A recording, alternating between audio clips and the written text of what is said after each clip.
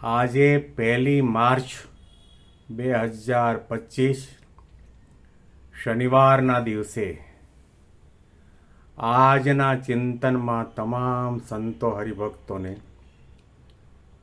મારા સાષ્ટાંગ પ્રણામ. જય સ્વામિનારાયણ. આજનું ચિંતન નંદ સંતોના કીર્તનો, મર્મ અને રહસ્ય. પ્રેમ રસાયણ જે જન પામે તેનો તે માર્ગ ન્યારો રે. પિંડ બ્રહ્માંડથી પ્રીત તજીને ઉરધારે પીઓ પ્યારો રે. અબળાને આધીન શામળિયો હજી તઈ અબળા પાખે રે. અબળાને આધીન શામળિયો હજી તઈ અબળા પાખે રે. મુક્તાનંદ સ્વામીના પદની આ ત્રીજી પંક્તિ છે. અબળાને આધીન શામળિયો. મુક્તાનંદ સ્વામી 5000 વર્ષ પહેલા શ્રી કૃષ્ણ ભગવાન તમામ ગોપીઓને આધીન થયા હતા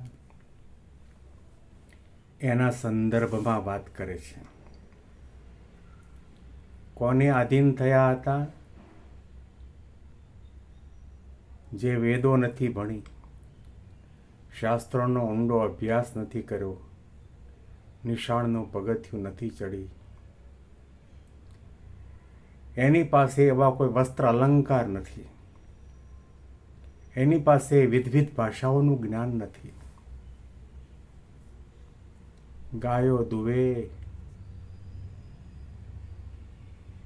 વાછડાને ધવરાવે, છાણવા સીધું કરે, માટીના માટલામાં દૂધ દહીં માખણ ભરીને મથુરામાં વેચવા માટે જાય.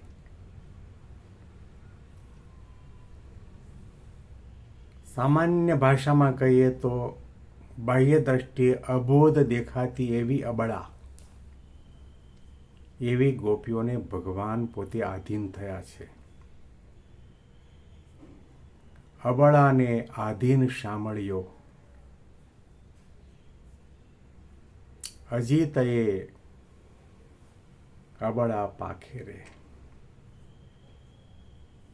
ભગવાન ગોપીઓને આધીન થયા હતા. શ્રીમદ ભાગવતનો 10મો સ્કંદ વાંચો. બીજા ઘણા પુરાણોની અંદર ભગવાનની ગોપીઓ સાથેની લીલાઓને પણ વાંચો એટલે ખ્યાલ આવશે કે ગોપીઓના પ્રેમને આધીન થઈને ભગવાન કેટલા પોતાની ઉચ્ચ ભૂમિકાઓ પરથી નીચે ઉતર્યા છે. છાશ જેવી ખાટી છાશ વસ્તુ માટે, પવાલા છાશ માટે ગોપીઓએ કહ્યું કે તારે જો પવાલું છાશ ભરીને પીવી હોય તો અમારા તાળીના અવાજ સાથે, તાલ સાથે તું અત્યારે અહીંયા આગળ નૃત્ય કર.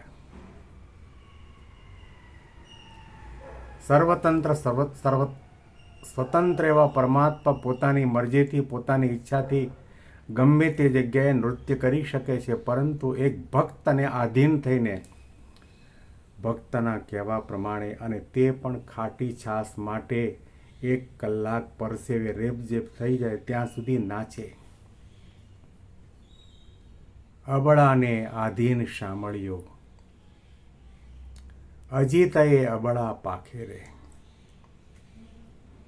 બહુ સમજવા જેવું વાક્ય છે, પંક્તિ છે.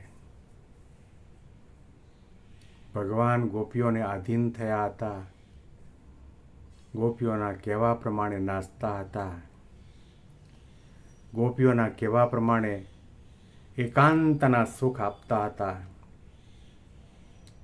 આ બધું ગોપીઓને ખબર છે કે ભગવાન તો અજીત છે. કરોડો યોગોની સાધના કરો તો પણ ભગવાન જીતી શકાય તેમ નથી, ભગવાન વશ થાય તેવા નથી. બહુ સારી રીતે જાણે છે.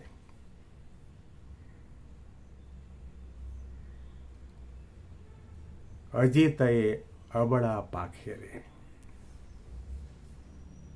સંત અને ભગવંત આપણા કહેવાથી આપણે હાથ જોડીને વિનંતી કરીએ કે સ્વામી અમારી ઘેર તો પધરામણી કરી, પરંતુ આ ગાયો બળદો ભેંસો બાંધીએ છીએ એના કોડની અંદર પગલાં કરો.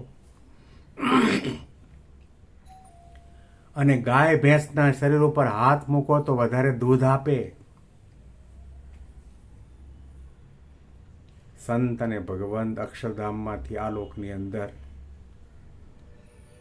આ પશુઓ ઉપર હાથ ફેરવવા માટે આવ્યા છે. ભક્તોના પ્રેમને આધીન થઈને સંત અને ભગવંત પોતાની શક્તિ, ઐશ્વર્ય, પ્રતાપ અને સામર્થ્યને ઢાંકીને ભક્તના કહેવા પ્રમાણે કરે. ભગવાન સર્વતંત્ર સ્વતંત્ર છે, કોઈના કયા પ્રમાણે કરતા નથી, કોઈના દોર્યા દોરવાતા નથી, કોઈને આધીન થતા નથી. દુનિયામાં કોઈ વ્યક્તિની શક્તિ નથી ભગવાનને બાંધી શકે, ભગવાનને વશ કરી શકે, ભગવાનને પોતાના કરી શકે. પરંતુ પ્રેમ લક્ષણા ભક્તિમાં એવી શક્તિ રહેલી છે કે ભક્તોને ભગવાન આધીન થઈ જાય. અજીતએ અબળા પાખે રે. આ વાક્ય બહુ માર્મિક છે. પ્રેમી ભક્તો ભગવાનની પાસે પોતાના કયા પ્રમાણે કરાવે, તેમ છતાં પળે પળે ક્ષણે ક્ષણે એને અનુસંધાન હોય છે, જાણપણું હોય છે, વિચાર હોય છે, ખ્યાલ હોય છે, મહિમા હોય છે કે આ તો કૃપા કરીને આપણી સેવાને અંગીકાર કરવા માટે, આપણને લાડ લડાવવા માટે, આપણને એમનામાં પ્રેમ થાય, હેત થાય, આપણે એમના નજીક જઈ શકીએ, એમની આજ્ઞા પાળી શકીએ, એનું ભજન સ્મરણ મનન ચિંતન કરી શકીએ. એટલા માટે ભગવાન આપણા જેવા થયા છે ને આપણા કહેવા પ્રમાણે કરે છે. ભગવાન સાધના સાધ્ય નથી, પરંતુ ભગવાન કૃપા સાધ્ય છે. આપણી એવી કઈ સાધના છે?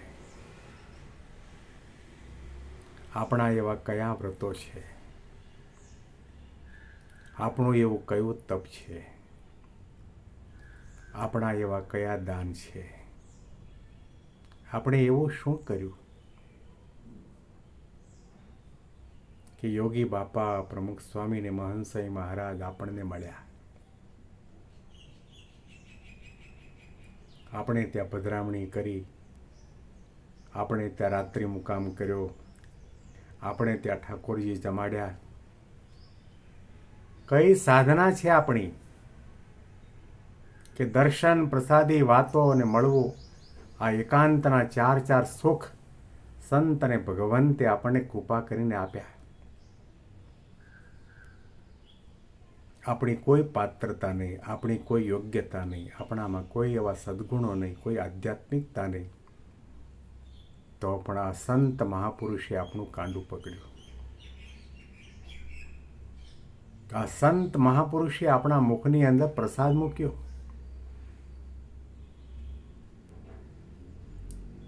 કલાકોના કલાકો સુધી ભગવાનનું પ્રગટ અને પ્રત્યક્ષ સ્વરૂપ એવા ગુરુહરિના ખભા ઉપર માથું રાખીને સૂતા હોય.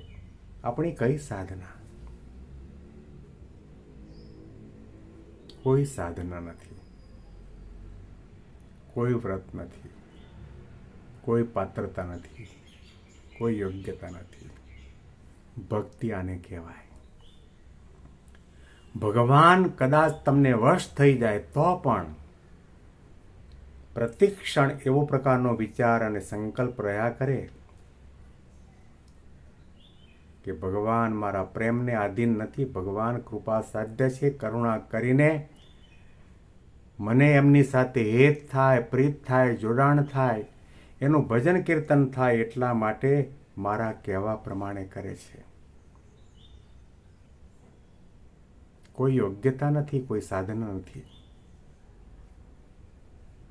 અબળાને આધીન શામળીયો, અજીતય અબળા પાખે રે, અબળાને આધીન શામળિયો.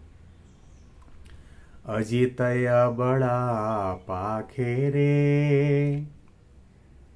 ભક્તિમાં આ મુદ્દાનું અવશ્યપણે અનુસંધાન રહેવું જોઈએ.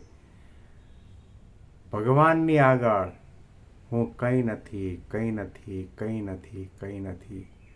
કેવળ કેવળ કેવળ અતિશય કૃપા કરીને મારું ભલું કરવા માટે, મારું આત્યંતિક કલ્યાણ કરવા માટે, મને નિર્વાસનિક કરવા માટે, બ્રહ્મરૂપ થવા માટે પોતે મારા ઉપર અઢળક ઢળ્યા છે. આ પંક્તિના અનુસંધાનમાં વિશેષ ચિંતન આપણે આવતીકાલના પ્રવચનમાં સાંભળીશું. બેંગ્લોરથી પીડી શાસ્ત્રીના. જય સ્વામિનારાયણ.